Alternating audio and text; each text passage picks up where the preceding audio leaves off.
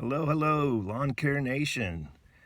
Today we're going to be talking about some mistakes and pitfalls to avoid. It's going to be rapid fire info. There's going to be a lot of it. It's going to be coming at you fast and furious. So if you want to watch the video again or pause it, take notes, slow it down, whatever you have to do. I'm not going to be able to spend a lot of time on each one, but they are all pertinent to, tragedies that you can avoid. So we're going to start off first with commercial accounts. And all of these are going out to first year folks. Don't even consider commercial accounts. I don't care if it's the world's smallest gas station and all you have to do is push mow a few strips.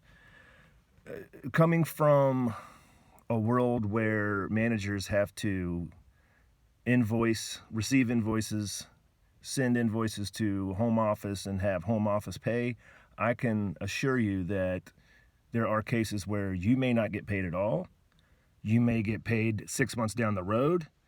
At the very least, you're going to get paid 8 weeks after you perform the work. And typically what happens with commercial accounts, there's one that I had that was a a mini mall. It was like a little strip mall.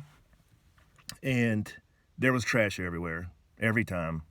And I just felt like 50% of the work I was doing was picking up trash. Not that there's anything wrong with picking up trash. It's good, honest work. But I mow grass. I don't really like picking up rubber gloves and drink cups from lazy restaurant workers. I've done enough of that in my life. I was in restaurant world for about 30 years. And yes, I am an old guy, in case you can't tell from the white stubble.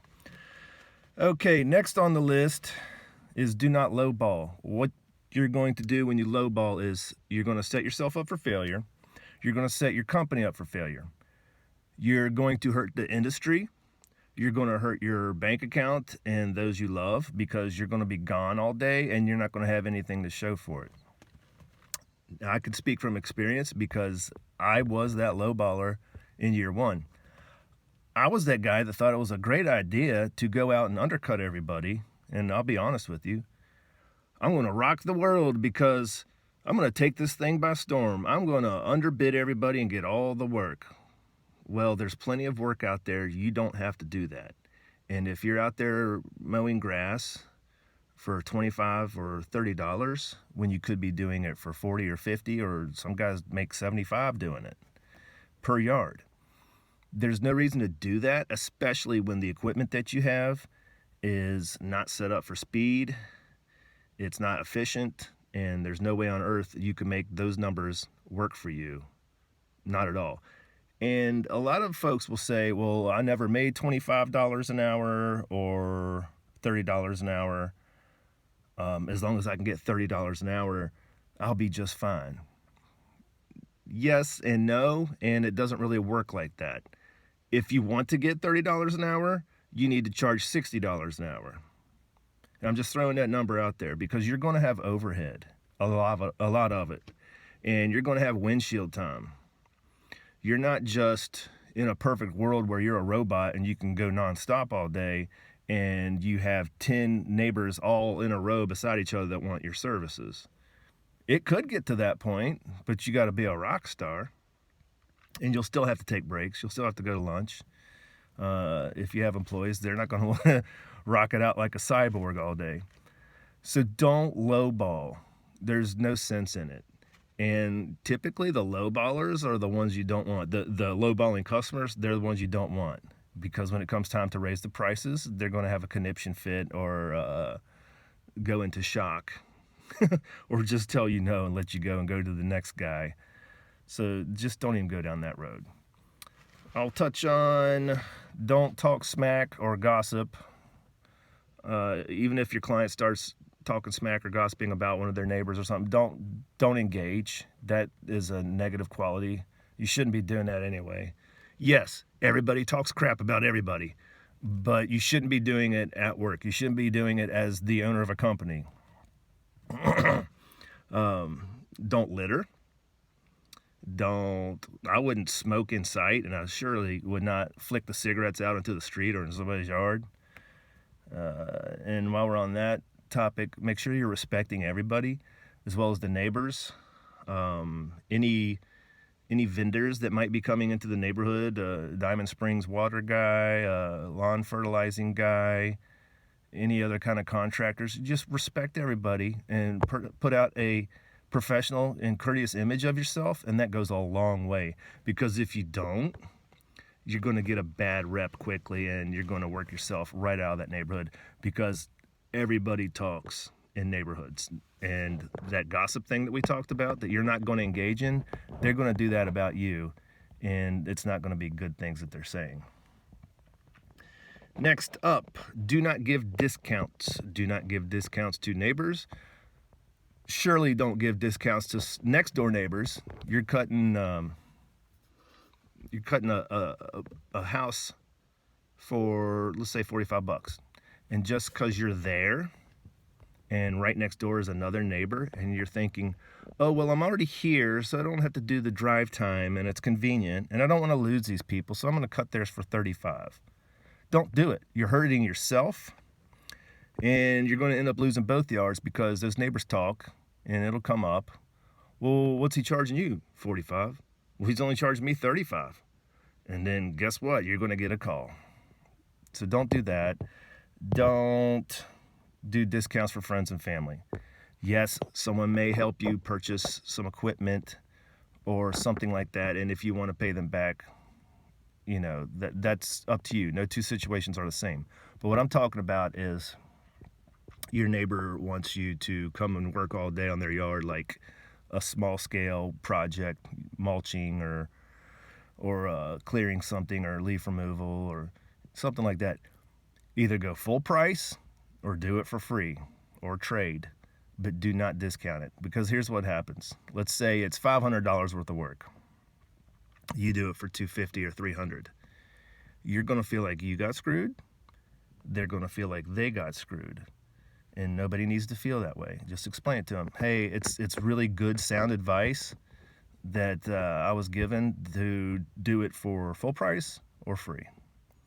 Or just turn it down or refer it to somebody else. But at the end of the day, you don't want any hard feelings, so you're probably going to want to help them out in one way or another.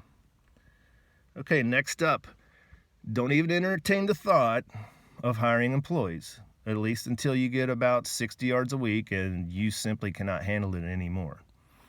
It is going to be a whole gambit of headaches, heartaches, stress that you really don't need in your first year. It's going to be tough enough in your first year that you don't need all that extra stuff.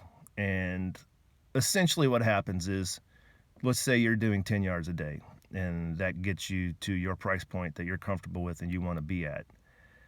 Well, you're going to have to do an extra 5 yards a day just to pay the expenses of labor, workers' compensation, which you absolutely have to have, the uniforms. If you're a good boss, you'll buy them lunch. All these things add up, and you'll be cutting 15 yards a day, and the last 5 will be just for kicks, just for the sake of saying, yeah, I have an employee. Now, that said, you can really grow your business, and perhaps eventually you want to be the guy that gets out of the truck and has the freedom to go line up other work, do estimates, do the numbers, you know, maybe just have passive income and have a crew of 2 or 3 out in the field. You're going to have multiple crews to make those numbers work. And there's going to be a lot of overhead. These are figures where you start to get down around 10% profit, 15% net profit if you're lucky. As a solo owner operator, you can get more up around 50, and that's if you have equipment or truck expenses. And you know, that's more where you want to be, is 50% profit versus 10. So don't even entertain the thought of that, at least not yet. That comes later, and we'll do other videos on that. What else do we have here? Do not call yourself a landscaper.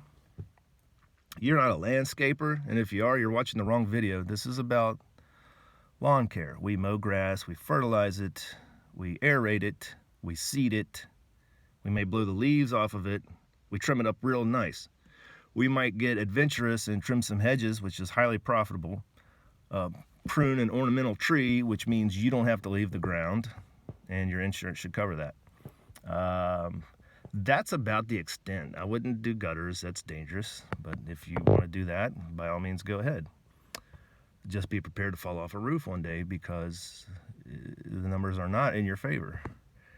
Landscapers have skid steers, super duty trucks, maybe dump trucks, definitely dump trailers, laborers. They make big money because they have expensive equipment. They have a lot of overhead, and they know how to bid the stuff and bid it properly. And I guarantee you there's a lot of landscaper horror stories out there where people lose their butts. And I've done a few small scale landscape jobs, and yes, it's nice to say, yeah, I made a couple thousand off that, but the stress involved, and then the fact that you have to spend $1,000 on supplies, that's not cool. There's no cool factor there. I'd much rather go do 10, 12 yards a day and rock it out like that, or 2 days and make the same amount of money. And it will kick your butt. I'm 50, and I can attest to the fact that it will kick your butt if you're older. Maybe if you're work strong and you're a young, strapping young man or lady, then you can handle it. And if you have that equipment, or if you're blessed to be born into a landscaping family, go rock it out. And, you know, I wish you the best, but this is a channel for part-time lawn care people. Don't call yourself a landscaper. Don't entertain the thought of landscaping. Now, that said, when you do come in contact with landscapers, get their cards, or irrigation guys or tree guys, because your clients are going to want you to do work like that you're not qualified to do, that you don't want to do. And that brings us to our next point. Do not take work that you are not qualified to do and you don't know how to do.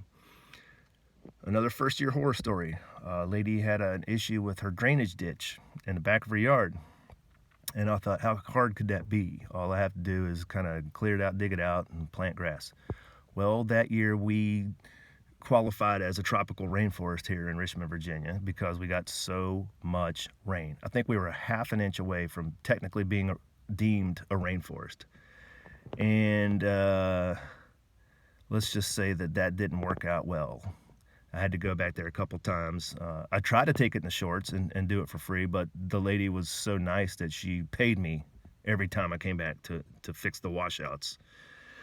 But I was able to grow that grass. That was nice. But I was not set up for that mentally. I didn't have the knowledge. I didn't have the tools. Physically, I was one guy trying to do the work of 3. And just don't bite off more than you can chew, or even something you're not willing to eat. Don't go down that road. Next up, do not spray herbicide unless you are licensed to do so. Here in this state, it is on the same level as insecticide. I guess when you're spraying poisonous killing things, that it's all grouped into one group.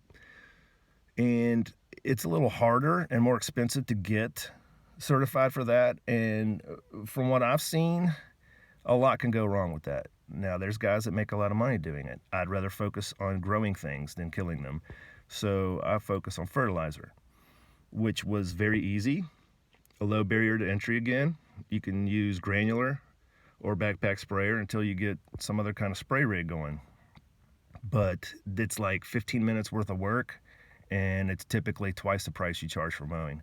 So that can be something that works out well for you. Next up, what do we have?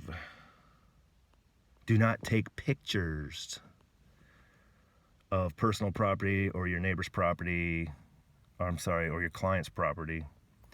Do not take pictures with your cell phone or movies unless you have their permission. Now, what you could do if you have an invoice is put a disclaimer on the bottom. Photographs may be taken for before-after results or documentation of work being performed, something like that. But, you know, at least let them see that, because then when you send them estimates, they sign off on it or approve it. legally, that means they read it and they're okay with it. Out of over 110 people last year, only one person took issue with it, and we didn't even need the pictures taken. The guy that was helping me just decided that for his own gratification, I'd already received cash. He actually took the cash from the client and handed it to me. So he knew that we got paid. But he was, I guess, proud of his work or just wanted it for documentation reasons and started taking snapshots. Dude came out of his house ready to fight. I was still blowing leaves. So I was kind of oblivious as to what's going on. I saw them talking. I thought it was all good. Now, this guy was a father, and I can understand that because I'm one too. But he did not like the fact that someone's up in his yard taking pictures for no reason. So don't do it. And if you are going to do it, communicate that before you do it. Let's see what else. Do not service a yard for the second time if they don't pay you for the first time. That's pretty straightforward. Don't do that. Back in the day, like the 90s, and even some guys do it now, they will mow a yard all month long, mail out a monthly invoice, or these days you email it, and then the client gets it. And you're lucky if you get it at the end of the next month, kind of like that commercial account we were talking about. That's not good for your cash flow. And that opens up the window for you to not get paid. So to cover your butt, I have terms on my invoices that say, my terms are net zero, which means you pay me when service is rendered. You have a 5-day grace period because I like to get weekly accounts. So that gives you 5 days to get paid up before the 7th day when I come back. If I'm not paid up by the 7th day, really by the 5th day, you could get a late fee. Tell them 20% or whatever you want. You can tell them $20. You can tell them $25. Just, a little bit of a scare tactic. If they're not paid up, you're not coming back, and communicate that to them. Hey, it's the 5th day. These are my terms. I won't be back until we get payment. Usually they come up with some excuse, or it could be valid that, hey, I forgot. Sorry, here it is. Boom. There you have it. If they don't, you don't go back. And in any scenario where you don't get paid, your trump card, which you don't pull it out for $40, but if it's something big, you can always threaten to put a lien on their house. You could let them know that after 90 days it goes to collections. Tell them it's going to your attorneys. And typically that'll scare the crap out of them, especially if anybody is credit conscious. They want to keep that score up. Just tell them that. That'll get you paid really quick. That has worked well for me. I know I wouldn't want to lien put on my house for not paying the guy that did the solid work for me. So that's about all I have. That's a wealth of information. This is the longest video I've made yet. So hopefully you got something out of that. And I'm sure that I missed something, because I could sit here and talk all day long about things that you shouldn't do. So anybody out there that has horror stories that would like to share them, or, maybe comment on something that you disagree with that I said, that's fine. Weigh in, let us know what you think. Be nice about it, be respectful about it, and we'll share it with everybody. Appreciate you watching. Look forward to bringing you another quality video down the road. Thanks a lot.